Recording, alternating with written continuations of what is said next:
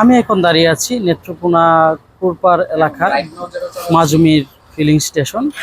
আসলে এই নেত্রকোনাতে ঈদের পর দিন থেকে মূলত তেলের সংকট দেখা দিয়েছে। নেত্রকোনা একটি পর্যটন জেলা, এখানে আসলে ঈদ পরবর্তী সময়ে তেলের চাহিদাটা বেড়ে যায়, যেহেতু বিভিন্ন অঞ্চল থেকে লোকজন আসে এখানে। আমরা পাম্পগুলোতে যেটা লক্ষ্য করেছি যে ঈদের পর থেকে মূলত পাম্পগুলোতে তেলের চাপ বেড়েছে।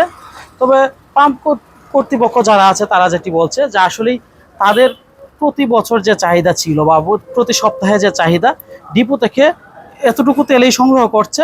কিন্তু সংগ্রহ করার পরেও দেখা যাচ্ছে যে এই তেল এক সপ্তাহের তেল 3 দিন বা 2 দিনেই রাখা যাচ্ছে না, একদিন 4 ঘন্টা বা 5 ঘন্টায় তেল শেষ হয়ে যাচ্ছে।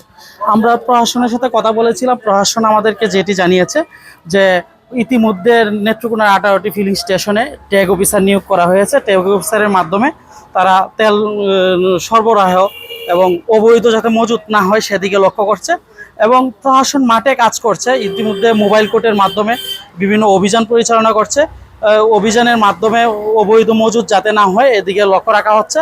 আর আরেকটি বিষয় বলে রাখা ভালো, যেহেতু নেত্রকোনায় যে 18টি ফিলিং স্টেশনের মধ্যে 6টি জেলা শহরের স্টেশনের মধ্যে আজকে 5টিতে তেল দেওয়া হচ্ছে, এবং পাম্পগুলোতে দেখা গেছে যে বাইকারদের অতিরিক্ত চাপ।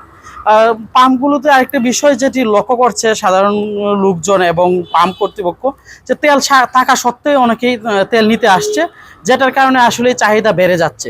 যে যতটুকু মজুত থাকে মজুত 2-3 ঘন্টায় শেষ হয়ে যাচ্ছে।